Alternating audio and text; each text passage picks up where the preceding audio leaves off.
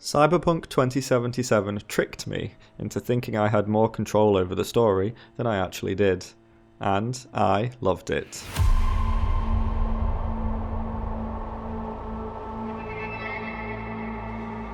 An early game mission tasks you and your best bud Jackie with picking up a black market weapon that has already been paid for. The problem, because there must be a problem, is that the sellers are the flesh-hating Maelstrom gang, and the gang is under new management, and new management doesn't recognise your purchase.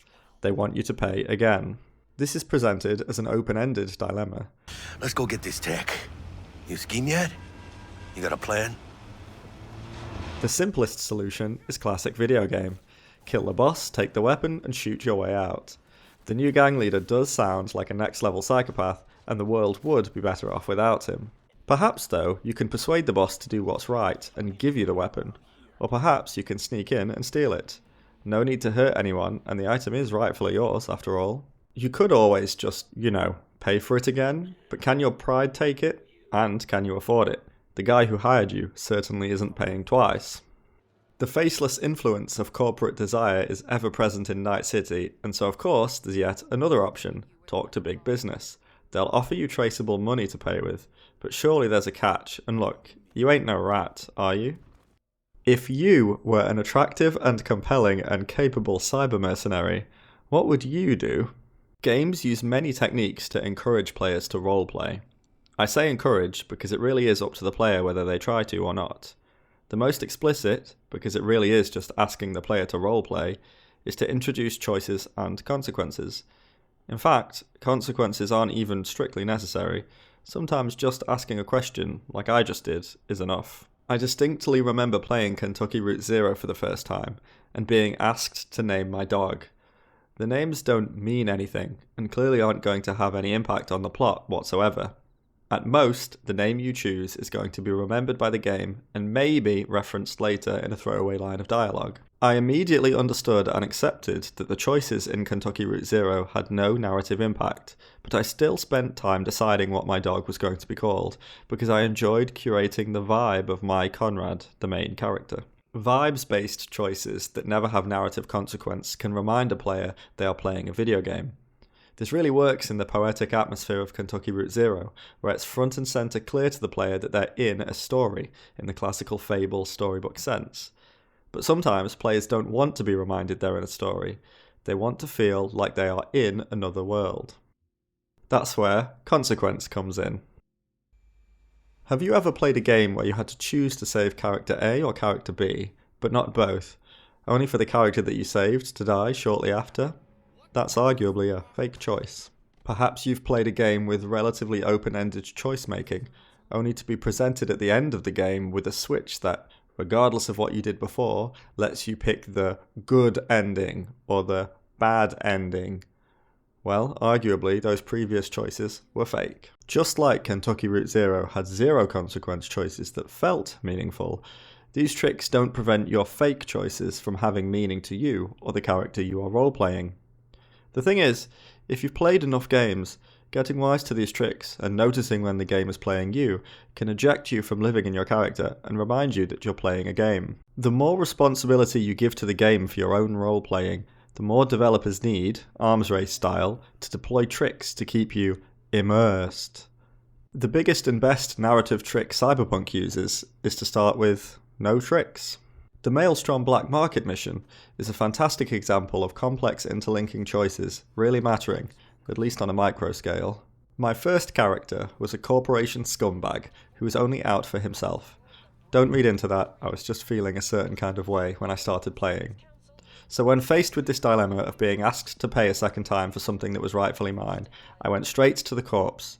They gave me traceable money to pay with and sent me on my way. When it came time to give the Maelstrom the traceable money, I remembered that corporate Night City had sucked me in and spit me out without any ceremony, that I owed corporations nothing, and in fact maybe I hated the corporations. I opted then to stick it to the man, and to avoid any personal physical injury, to just pay for the weapon myself. Of course, that didn't stop the corporation from tracing the money that I was still carrying, and they immediately went to their plan B, which was to simply storm the Maelstrom base and take the weapon for themselves, no mind if I was caught in the crossfire. In the face of this assault, our squabble seemed petty, and the Maelstrom helped me escape through the chaos. On the way out, I rescued the old gang leader, killed the new gang leader, I had the opportunity and he was a dick, and found myself staring into the barrel of the corporation, only to be rescued by a suit whose circumstance was improved by the exact turn of events I have just described. Of course, there aren't an infinite amount of ways this mission can progress. Ending up with the black market weapon is inevitable because it's a MacGuffin used later in the main story, and there is a certain amount of railroading inside the mission itself. I haven't been through all the options, but I suspect a firefight is inevitable. In fact, it doesn't take long to feel that there aren't any wider consequences of this story arc. You got the black market item and that's it. But, and I can't emphasize this enough, this mission is a standout among all the games I've played for offering consistent choices throughout that affect both the way the mission itself plays and the way involved characters feel about you. It's great. The choices in this mission were, locally speaking, real.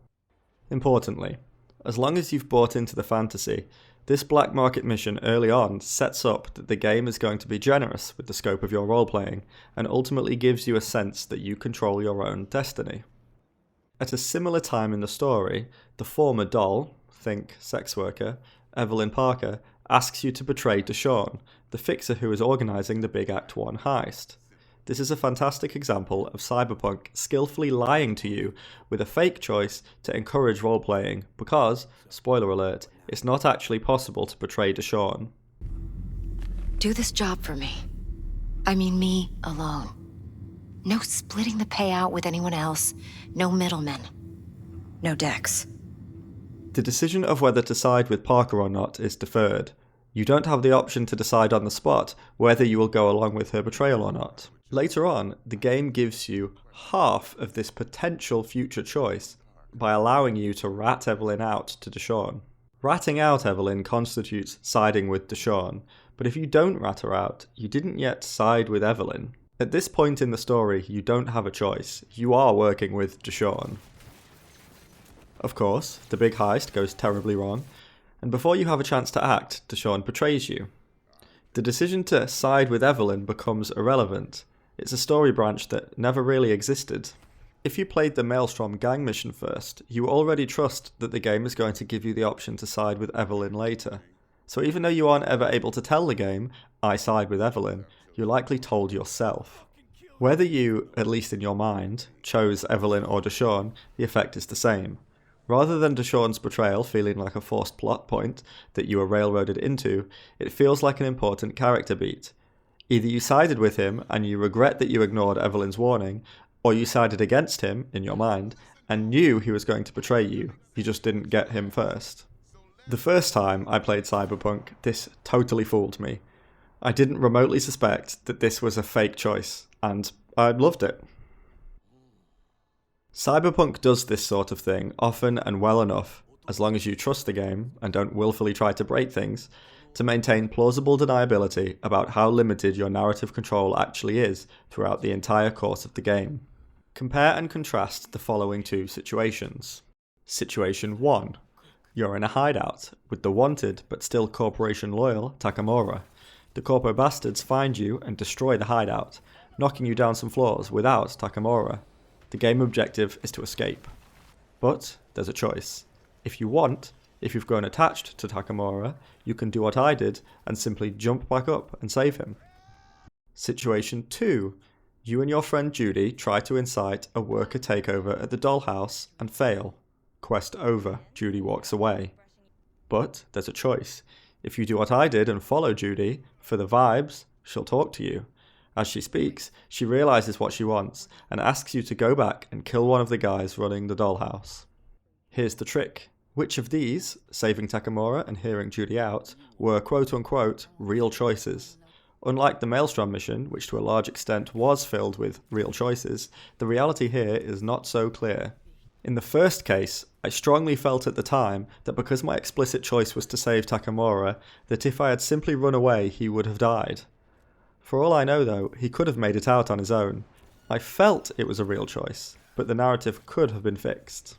In the second case, I felt at the time that if I had left the area immediately after the mission, that I would not have had the option to kill the guy running the dollhouse.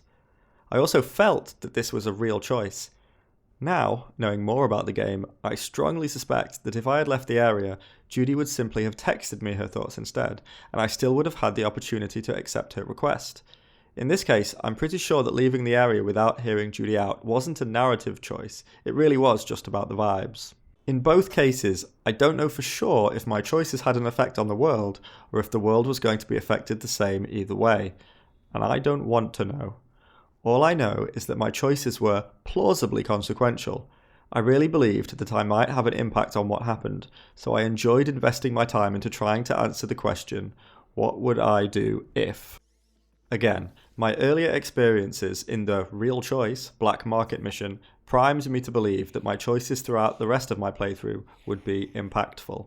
If you play the same quests multiple times, if you play the game a second time for example, you'll get wise to these tricks. If I ever go back and don't save Takamura, I would know whether his survival was preordained or not. Knowing that the choice itself is the important part doesn't stop the whole exercise feeling a little pointless if the answer is the same every time. In other words, suspecting that your choices don't affect the world makes it that little bit harder to inhabit your character. Cyberpunk does a great job, and the first time round, boy, did I inhabit my character. During my first playthrough of Cyberpunk, I wasn't meta-tactically thinking about what story option I wanted to pick. I was in the zone, doing what I believed my character would have done, which evolved over the course of the game as my character grew. My character started out as a knobhead. Someone getting hassled by the police? Not on my watch. I'm chasing those police away so I can hassle them myself. Betrayed by a gang, but it turns out maybe they had good reason and are now prepared to call it all water under the bridge? Not me. It's revenge time. Oh, someone's calling? Asking for help to investigate a murder? Tough shit. I've got a cyber virus slowly killing me, and I'm afraid that's my priority. Curing the cyber virus is essentially Cyberpunk's main quest, and the writers ramp up the pressure constantly with throwaway lines like, "You only have a week to live," and cutscenes where you lose control over your body. As the writers are telling you to go cure yourself, they're also filling up your journal with totally unrelated side quests, like murder investigations and optional shakedowns. Usually this would annoy me, but in Cyberpunk I was playing my character, and not only did my character not want to die, he was selfish and would totally ignore others to benefit himself. This resulted in me skipping a lot of content on my first playthrough. Not only was leaving my completionist attitude at the door helpful for me personally, I believe skipping content had the largest positive effect on my role-playing experience, and is the best way to play the game if you want to roleplay. Very near to the end of Cyberpunk, you are able to make a few phone calls to important characters you've met on your journey, culminating in making a single phone call, or not, that selects which ending that playthrough will have. If you've played any number of games before, it's impossible not to recognise this as the final choice. Go into this scene with large swathes of the game skipped, and you'll be shown a plausibly small list of options. It feels like your route through the game was one long choice, the result of which is who is now available to call. The possibilities of who you could have called are infinite, but you made your choices as you played through the game, and now you're stuck with what you did. On the other hand, if you've completed everything, if you have all the achievements and can see 100% on the stats presented to you by the game, you'll of course be shown all the people you could possibly call. Play this way and you weren't making any choices as you played, instead you were gathering all the available options. You only make the choice in the moment you make the phone call. Why couldn't you call Mr. Hands in your moment of need, with whom you had such a professional and productive relationship with? Well, you did all his missions and essentially took over Dogtown with him. You finished the rest of the game, so you know he's arguably one of the closest working relationships you're able to have in Night City. He's capable and values you. Obviously, you can't call him because the developers didn't have enough resources to add him as a final choice. If you've completed everything, your choices of phone call feel artificially limited. It feels like a mechanical selection. Do you want ending A or ending B? Whether or not you skip content, it's only at the end of the game that the choices you made throughout are crystallized, so to say. It's only when you make the phone call that there's no going back and the end is decided. But if you skip content, the feeling that you're making choices happens throughout your play. When I speak to my friends and they tell me about the cool stuff they saw and did in Cyberpunk that I had no idea existed, it feels to me that my character was unique, truly different from theirs. Skipping content gave me my journey, and for me, made their journey theirs. I haven't identified any other games that have given me a similar feeling of control over my journey. The first games that come to mind that could be argued encourage skipping content are the Souls-likes from FromSoft. Certainly, FromSoft did not intend that players engage with all the obscure quests in Dark Souls and Elden Ring, but as a player it hardly feels like a role-playing choice. You play the game and let the quests happen to you, or you treat the quests as a cross between a treasure hunt, puzzle, and community teamwork exercise. Larian definitely make content with the expectation that not all players will see it. I did indeed choose to skip content in Baldur's Gate 3, the foremost modern Choices Matter game, but even there skipping content wasn't a role-playing choice per se. Your character in Baldur's Gate 3 is a blank slate, and it's much harder to create a mental model of who they are. You either play as yourself, or you play an archetype, the lovable rogue, the sinister wizard, the righteous paladin. You can mix and match and have a good idea of how your character would uniquely react to a situation, but even if you pick one of the pre-made characters, there's little history or context. When I chose to kill the vampire Astarion, it was to some degree a role-playing choice. My druid had a natural distaste for creatures of the night, but really it was a choice to skip his story because I just wasn't interested. The structure of Baldur's Gate influences why you would choose to skip content or not. The game is free roam to an extent, but you progress through a defined set of areas, and more importantly, quests of increasing difficulty. There are times you are physically blocked from backtracking, and if you are able to backtrack, you are sometimes able to level up to the extent that the quest difficulty and rewards become irrelevant to you. This escalation is tuned really well. You usually feel like you're in the right place at the right time, but if you're aware of the level escalation, it reframes your model of the game world. You think to yourself, am I done with this area? Skipping quests negatively affect you because there's a finite amount of experience available to you in the world, and you don't want to move on and be stuck in a new area that's a higher level than you are. It means, even if you don't think your character would do a quest, you might still feel compelled to do it anyway. Have I completed all the quests here? Are there quests that I didn't find that I can't be bothered to check? Are there quests I found that I'm not interested in? Am I a high enough level? You fill out your mental checklist and move on when you're satisfied. The open world of Cyberpunk and the degree to which quest difficulty is scaled to your level means you never feel like you have to do a quest, and because you can always backtrack, quests you skip are still there. You are constantly choosing not to do them. Bethesda sandboxes like Skyrim are also open world and scales to your level, but there role-playing is more physical or simulational.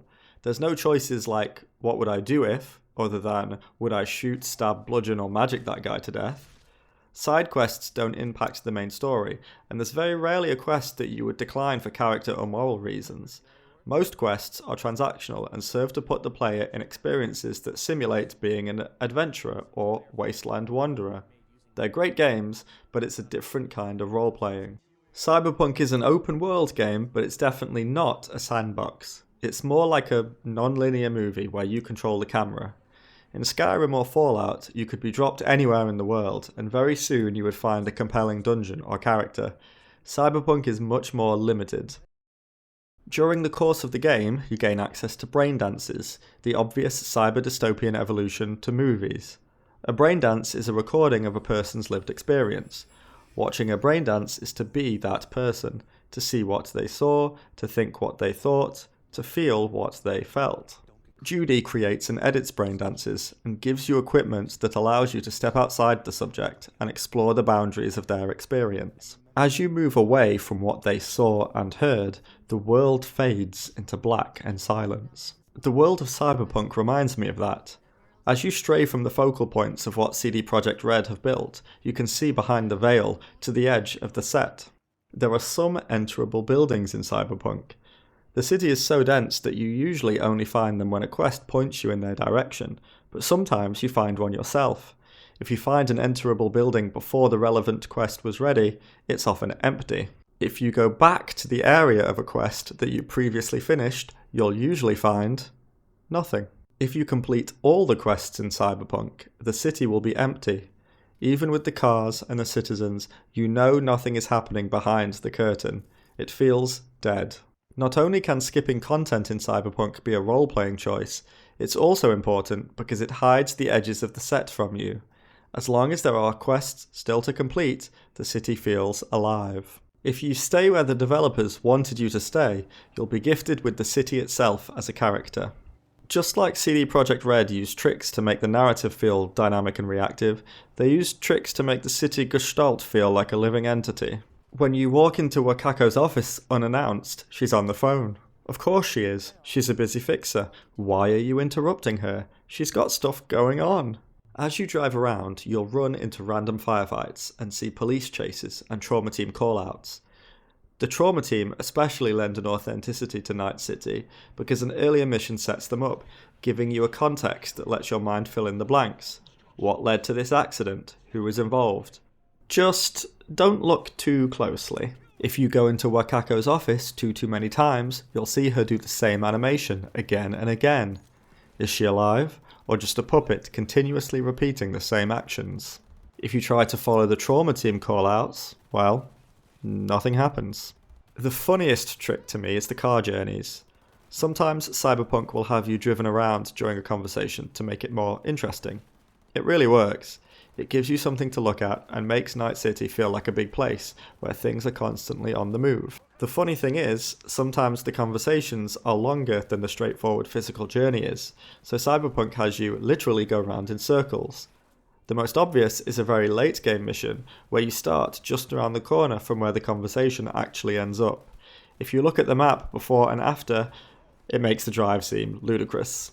If making choices is one aspect of encouraging roleplay, another is raw verisimilitude. The more a place is vividly described and the more the rules feel coherent and consistent, the easier it is to imagine yourself there. No video game has unlimited detail or depth of interaction. Seen speeding by between quests and side activities, Night City pulses with movement. If you pause and try to peel back the skin, expecting to view a day in the life of an NPC, or stumble on a chance encounter outside of the framework of quests, you'll be disappointed. But if you look wider and see the city as a piece of slow-moving architecture, if you focus on the raw stuff of Night City, of the blaring adverts, the steel and the neon, the crowds in the rain, the squish of synthetic leather as you move, you'll find a world built with care like no other.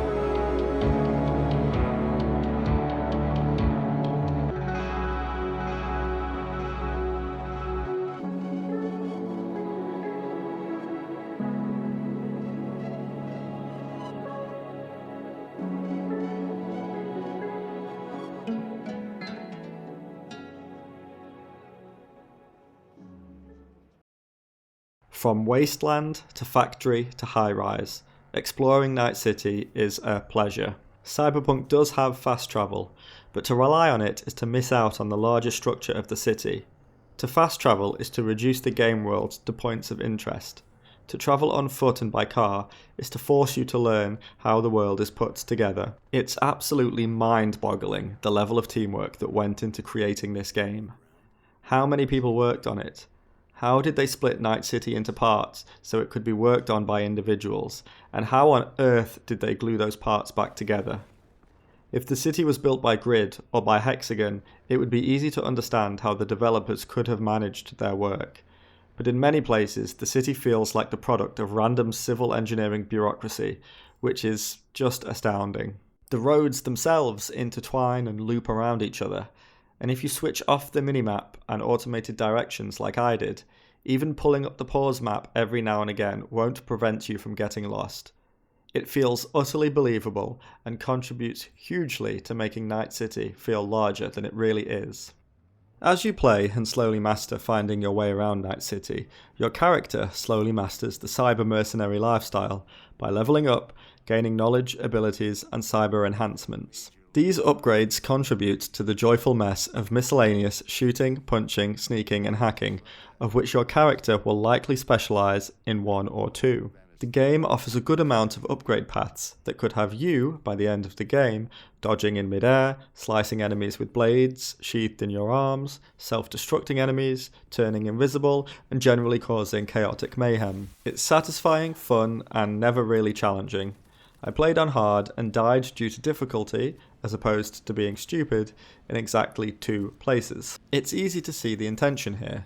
The combat tools are a power fantasy.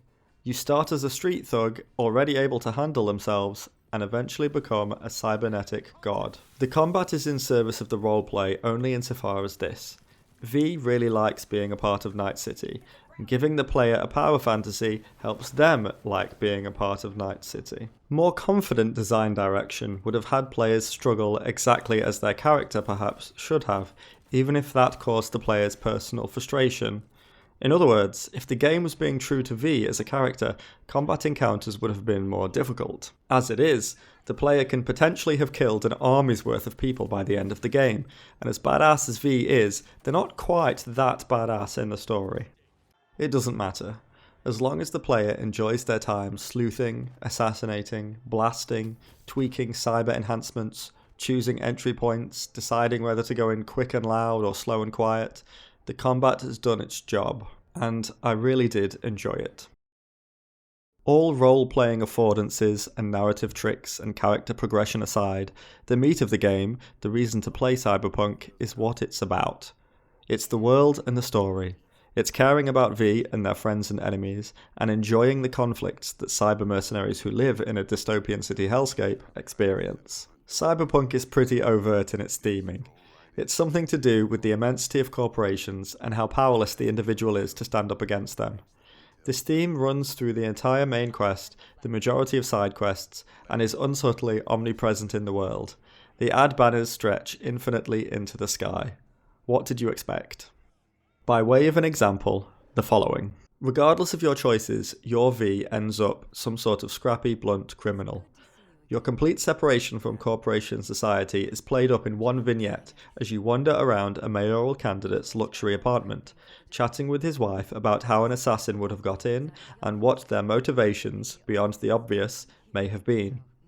A fascinating twist and an ambiguous ending tickle your imagination and tease a wider conspiracy. It's great fun. The very best parts of Cyberpunk are the parts that have you hanging around with and chatting to people, and it's easy to see that the writers knew that. After your partner in crime Jackie dies, there is opportunity to attend his funeral, look through his flat for a memento, and reflect on his life together with his girlfriend Misty and the attendees of the funeral. I chose to remember Jackie by an Ernest Hemingway novel, but it could have been a bottle of good tequila, or a basketball, or a photo of his dad. It turns out that Misty and Jackie's mum had been having an ongoing feud of obscure topic, and Jackie's death hadn't done anything to bring them closer together. When it became apparent that I might be able to help, I did immediately. Why was it so important to me to set the record straight between them? No other reason than in that moment I knew my V, and I knew that my V wanted these two people to reconcile. I wasn't thinking about the game, or quests, or rewards, but about people. V, Misty, and Jackie's mother. My investment into Cyberpunk was a surprise to me. I identify as a discerning gamer who knows the tricks, and I had heard the controversy about the messy state of the game at release.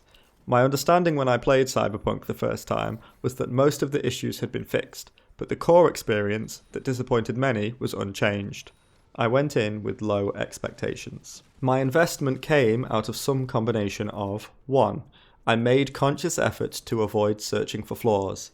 The setting is cool and I wanted to like the game. And 2, I was simply surprised by the things I've described up until now.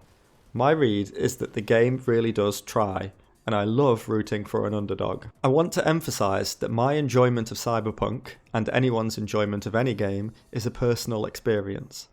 I've shared concrete things in the game that led to my enjoyment, but in between CD Projekt Red's game design and my emotions was my unique set of expectations and payoffs that weren't only a predictable reaction to the experience, but the cause of my enjoyment. The moment this was most apparent to me, and one of my favourite moments in the game, was shooting my shot with Panam. Cyberpunk has romanceable characters. You get to know them, your relationship escalates, and eventually it's possible to consummate your relationship. I usually hate romances in games. I find them cliché, and as soon as I recognise in a given game what the romance formula is, it loses all sense of realness. It's just not interesting to me when I can sense that the relationship between two characters is governed by a number between 1 and 10, where a number above 9 means boyfriend and girlfriend. I don't want to try to prove that the romances in Cyberpunk are good. I want to show how my disdain for romances in games led to an extremely effective moment for me. I actively ignored any knowledge of romance in the game.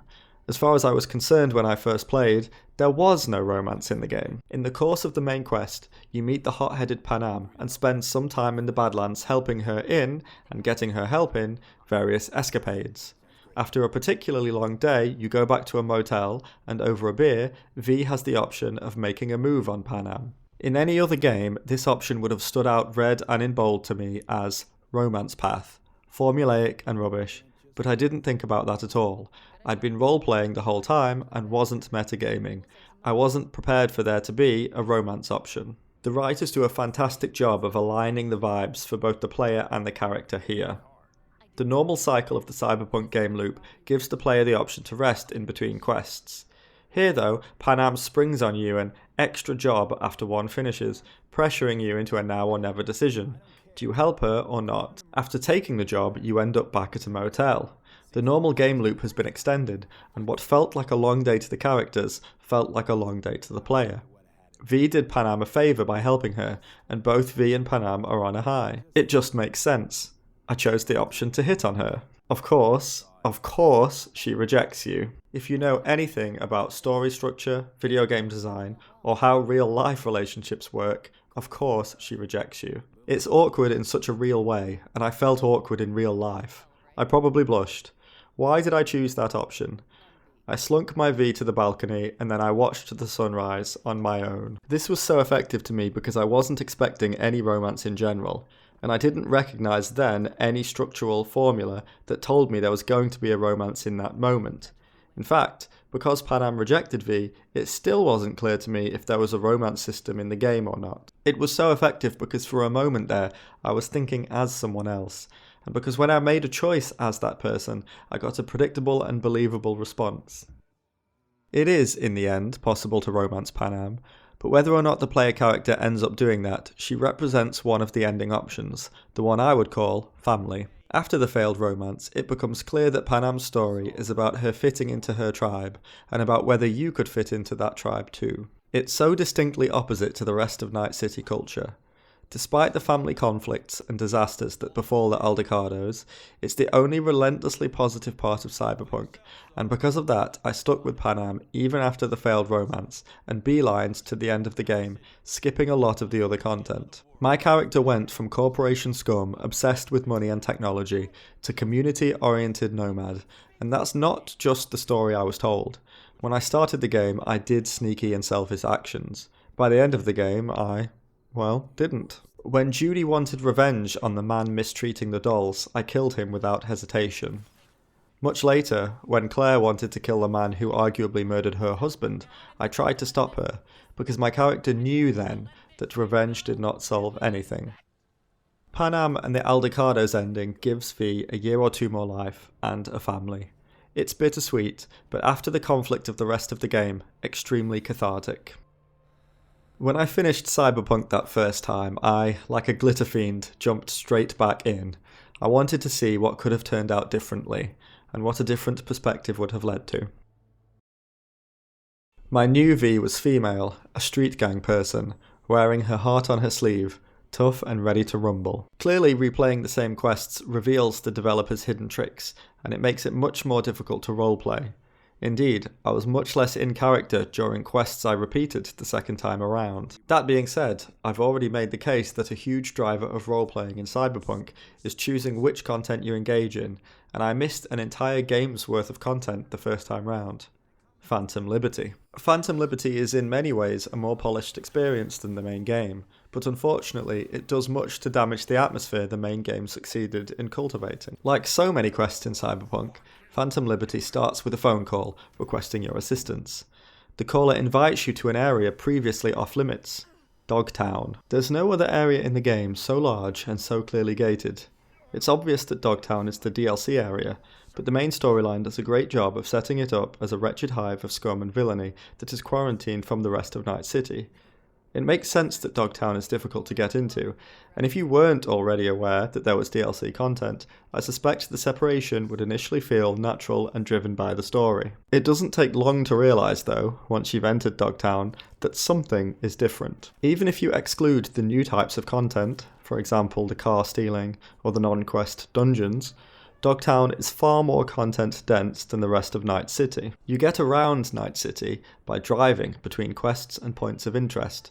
You get around Dogtown by wandering around and bumping into quests left, right and centre. It's not a bad difference, but it is a difference. It's not helped by the fact that most Dogtown quests are super localised, in contrast to the main game quests that have you driving all over the place. This quest density isn't narratively justified. It makes sense that there's more than the usual amount of stuff going on in a district that borders on lawless, but so much happens in the space of a few blocks that it makes the rest of the city look peaceful. Night City, peaceful, it doesn't make any sense. The quests are well written, but they come so fast and often that they blur together and become a box-ticking exercise, especially because you lose the downtime that driving provides. Dogtown is encircled and blocked off from the rest of Night City by a giant wall. There's one entrance, a checkpoint where the player's vehicle is scanned whenever they drive through. The first time this happens makes for great vibes, but as it happens again and again, it becomes clear that this is a mechanism for letting the game load Dogtown in the background. It becomes frustrating, and makes entering and leaving Dogtown repetitive. Even discounting the scanning cutscene, you'll soon become very familiar with the roads nearby. It encouraged me to fast travel, which encouraged me to mainline the quests like a junkie. The character-driven motivation I had gained by bringing a methodical, anti-completionist attitude to the main quest was entirely lost with my experience in Dogtown. In a similar way that the checkpoint is obviously a loading screen, the encircling wall itself is obviously a metagame construct. There's plenty of parkour opportunities elsewhere in the game that don't feel quite as well constructed as the rest of the game world, but that the developers were okay with the player exploring. If Dogtown was part of the main game, it is not unlikely that the wall would have had holes in it, that the player could have parkoured up some buildings and hopped over the top. But Dogtown is not part of the main game. It's easy to imagine that the developers placed there an invisible wall stretching past the visible one, right into the sky. The wall isn't just there to keep the citizens of Night City out of Dogtown. It's also there to stop players who don't own Phantom Liberty from accessing content that they didn't pay for. CD Projekt Red must be forgiven for at least this rigid separation. The economics of game development are tough, and it's hard to imagine how else they could have so seamlessly included extra content in Night City without a ludicrous amount of work. For me though, both separations, the physical separation of Night City and Dogtown, and the difference in pacing between the spread out quests of the main city and the dense quests in Dogtown, ruined the rhythm of my role-playing. The moment I stepped into Dogtown, I stopped being my character, and started being a player looking to complete content. Perhaps another thing contributing to my feelings was the story itself of Phantom Liberty. The main game's conflicts escalate to definitely silly levels. Infiltrating a megacorporation's mech-guarded factory to hack into a flying parade float, anyone? But the story was so often grounded by human moments and relationships. Phantom Liberty starts with you rescuing the President of the United States after their plane is shot down over Dogtown. It's fun. It's done well. It's tongue-in-cheek.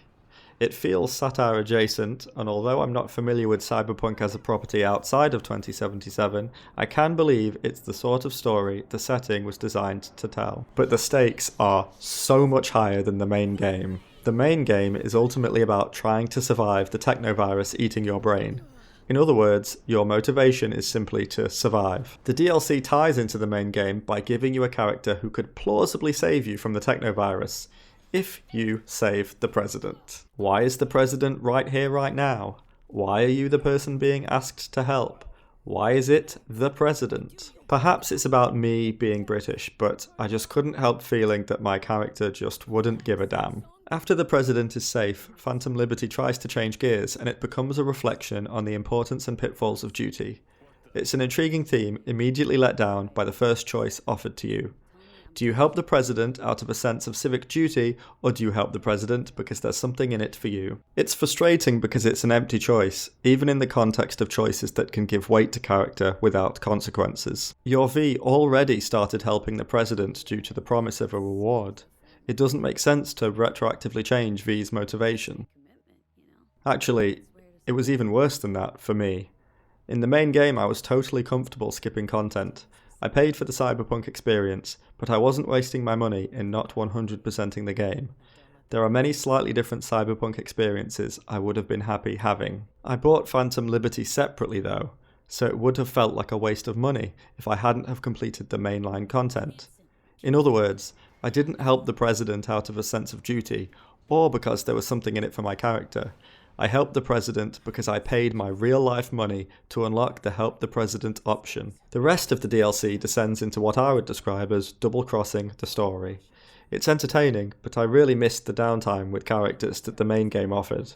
Having dinner with the family, having a beer, shooting the shit. There's some of that in Phantom Liberty, but not enough. It feels less like inhabiting a character, and more like watching a plot twist-filled thriller. Despite my complaints, Phantom Liberty left me on a huge high, or maybe low, depending on your perspective. It didn't give me the ending I wanted, but in a practical, nuts and bolts narrative sense, Phantom Liberty has two endings. The first ending closes the expansion off, full stop. The rest of the game continues as normal. The second ending gives you a new phone call option that lets you end the main game early. By the time I got to the end of Phantom Liberty, I needed to be done with Cyberpunk. I played Cyberpunk with an obsession I haven't felt in a long time, excluding my on and off addictions to roguelikes and competitive multiplayer games, and it was encroaching on my life. For that reason, and not because of an in-character decision, I chose the Phantom Liberty ending that also ended the main game early. There's so much stuff I missed from the main game. Most of Johnny's stuff, a few different endings, I don't know how many side quests. It was tough for me to say goodbye. Phantom Liberty gave me the ending I needed. The Cure ending sees V cured of the technovirus, but it also sees her losing 2 years of time and access to all her gear and mods. She's cured, but she's a normal person, and almost all the important people in her life have moved on, assuming her to be dead. V, I'm in Pittsburgh, and I'm married. I had grown so attached to so much about Cyberpunk. I had favourite cars, favourite guns, favourite people, favourite places. They were my favourites, and my character's favourites. My character losing them let me lose them with a sense of closure. You get to visit Night City one last time in the epilogue. When you get harassed by street thugs, you have options to fight back. I knew it was going to lead to me on the floor, but I did it anyway, sort of like picking a scab. I knew it was going to hurt, but it sort of hurt good. I wanted to be shown that my time as a cyber mercenary was over. The Night City you visit in the epilogue is 2 years older, and it's changed. The difference isn't just in the art on the posters, or that Misty's shop has been replaced by this, but in the light, in the air, in the atmosphere. Look at how visceral the difference is between before and after. It's funny because Night City was always meant to be a dystopia. To imagine what it would really be like to live in Night City should be a nightmare, but Cyberpunk makes you love it. The junkyards, the oil fields, the urban sprawl. It's your home, and as your character levels up, your playground. To me, the Night City in the Cure ending is the real Night City. The city that doesn't care about you. The city where you have no friends and family, and where walking down a dark alley will get you robbed blind. The Cure ending showed me what real dystopia looks like. I miss my Night City. I already look back on Cyberpunk 2077 with fond nostalgia. Thanks for watching. If you'd like to financially support me, please consider buying my game Ballistic Zen on Steam, or donating via Patreon. Links in the description.